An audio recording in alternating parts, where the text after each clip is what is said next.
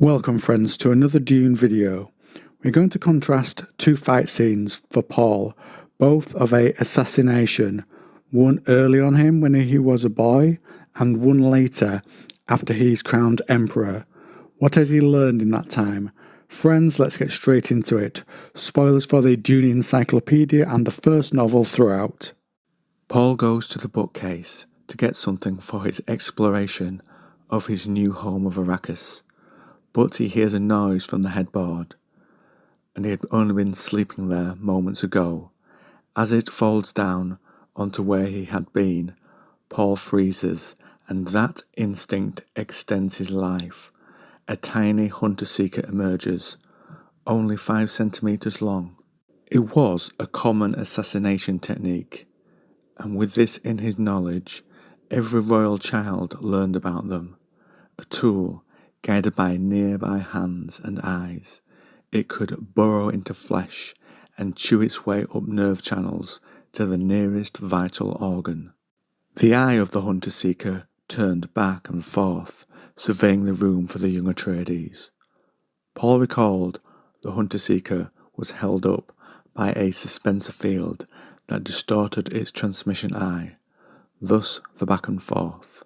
To his advantage, the light in the room was low, so the operator of the hunter-seeker must rely on the target's motion to give them away. A personal shield could slow it, perhaps give Paul time to destroy it, but, eager to explore and excited in his new room, Paul had left it on the bed. Paul dare not move. With only his wits to keep him alive, the hunter-seeker lifted 1/2 metre. Its shadow rippled back and forth, stalking the room for him.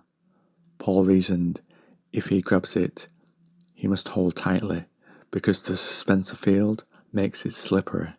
It moved again, carefully, giving off a faint humming. Paul thought he might shout for help, but if he did, the hunter-seeker would take them instead of him. It could be his mother or his mentat trainer. He would be exchanging their life for his. That was not the Atreides way, not his father's way. Suddenly the door opened. The hunter-seeker darted towards it. Paul's hand shot out to grab the thing. It twisted and hummed in his hand as if it had actual life. But desperation gave his muscles the strength to hold on to it. He turned and thrust, slamming the thing nose down against the metal door plate. Perhaps the hardest surface he could find in that moment. It crunched and died in his hand. The door had been opened by a Fremen. Paul had saved her life, creating a water bond because of the debt. Mapes tells Paul the Atreides have traitors amongst them as repayment, and Paul uses his mentat abilities to memorize her face and then puts his personal shield on. In the second assassination, many hunter-seekers emerged on their suspensor fields and moved out like predators for their targets. Paul had seen this with his prescience, which is seeing possible futures, but had not until this moment understood it, and he thought of the hunter-seeker coming from his headboard so long ago. Paul received no warning the first time. It seemed a coincidence that he wasn't there when the hunter-seeker emerged from the headboard to kill him in his sleep.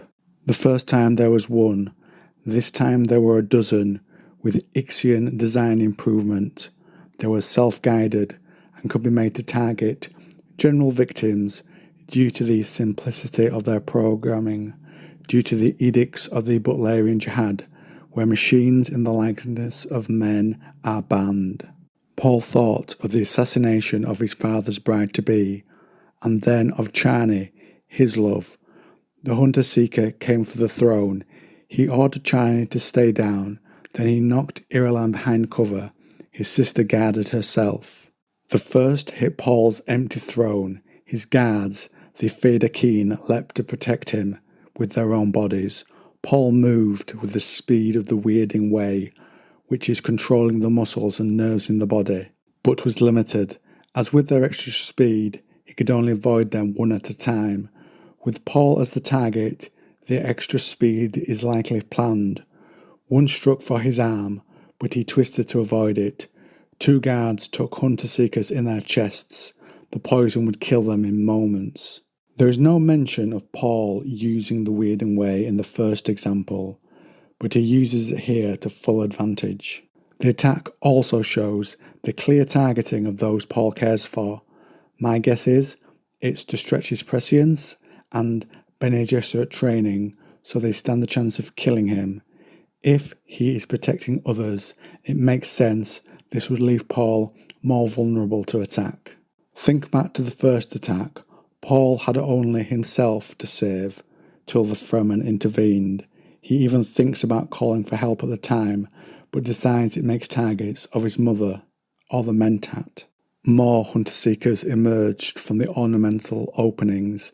They came for Paul. He could see Chani rigid on the ground. She knew the devices well enough to stay still. One of Paul's guards was struck, and Chani's instinct was to help her fellow Fremen. Where Paul had gripped the hunter-seeker before should be fine, but he felt a sting. The Mentat part of his mind saw clearer, a ring of poisoned needles around the middle of the hunter-seeker. He maintained his grip, however, and smashed it against the stone of the ground.